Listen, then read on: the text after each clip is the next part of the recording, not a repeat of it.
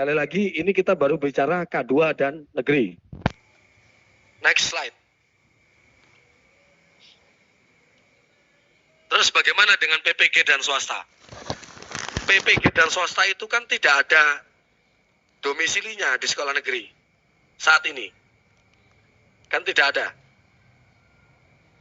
Berarti mereka secara otomatis langsung ditaruh di keranjang. Langsung ditaruh di keranjang. Domisilinya kan mereka di swasta, sedangkan kita kan tidak menghitung kebutuhan di swasta. Mereka kita taruh langsung. Misalnya ada 4 guru PPG dan swasta yang ada di keranjang.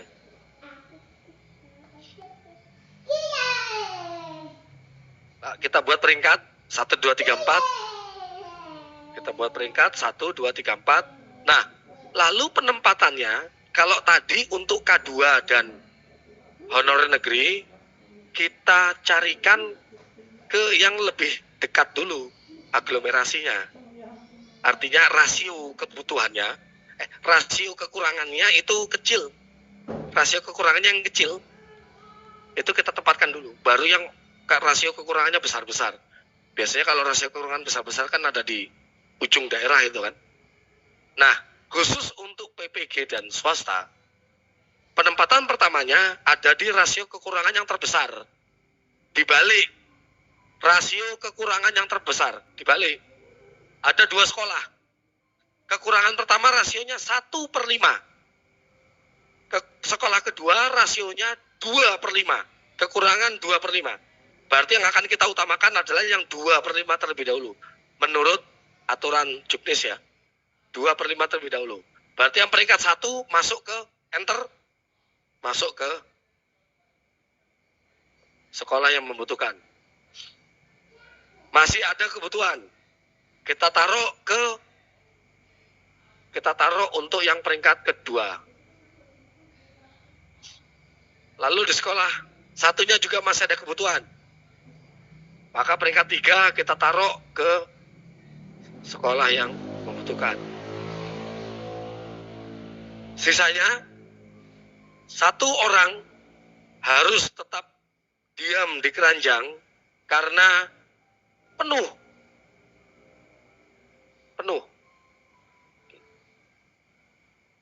Pertanyaannya, misalnya, gini, kalau Bapak Ibu masih punya kuota formasi, tapi guru passing grade ini belum semuanya selesai ditempatkan, bukan karena kuota formasinya yang habis, tapi karena memang sudah tidak bisa ditempatkan lagi. Udah nggak bisa lagi diapa-apain.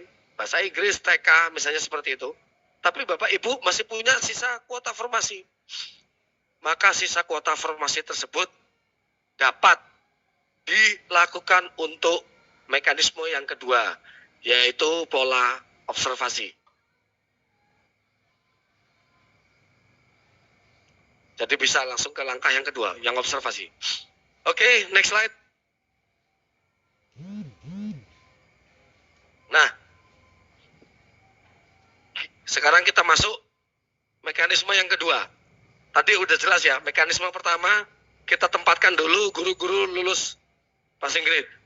Itu yang nanti akan kita diskusikan nanti di desk, di meja.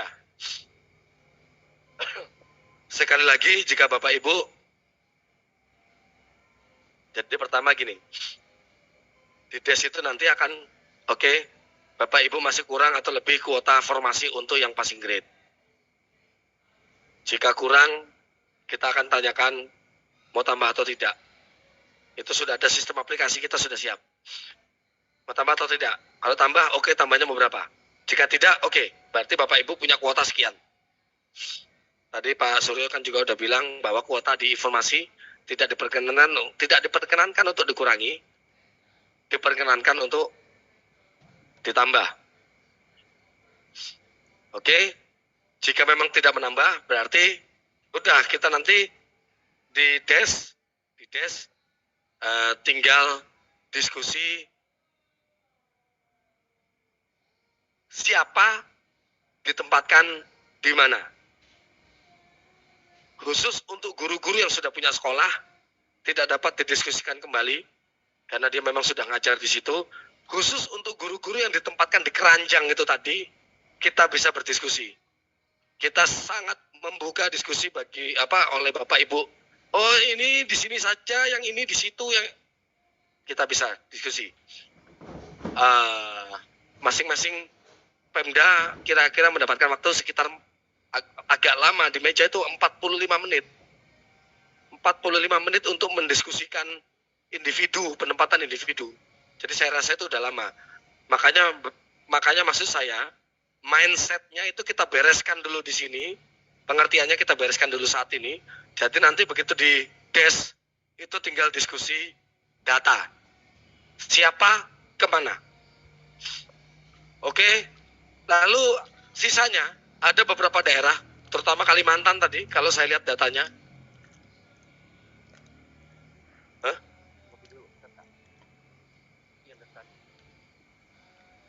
Atau sebentar, habisin.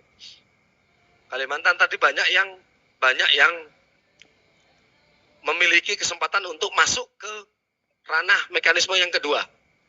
Ranah mekanisme kedua itu bahasa saya observasi. Bagi siapa? Bagi guru-guru yang sudah terdaftar di Dapodik lebih dari 3 tahun. Kalau guru baru, apa yang mau diobservasi? Ini kita sudah.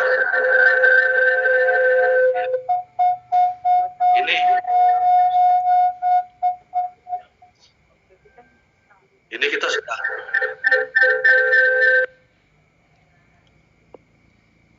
Ya, ini kita sudah beranjak dari tes ke observasi. Namun tetap, kalau memang mau diamati, berarti adalah individu-individu yang memang sudah lama bekerja di situ. Apa yang mau kita amati jika itu adalah individu baru? Di dalam mekanisme nanti, kualifikasi, kompetensi teknis, ranah yang kedua, kompetensi teknis itu nanti kita harus memperhatikan profesional, pedagogik, sosial, dan kepribadian. Instrumen tesnya nanti akan kita berikan setelah rakor ini. Yang kedua, untuk kinerja, kita lihat bagaimana orientasi pelayanannya, bagaimana komitmennya. Ini indikator-indikator penilaiannya. Komitmen, inisiatif kinerja, dan kerjasama. Selanjutnya, background check, bagaimana dia narkoba, apa segala macam itu. Enggak.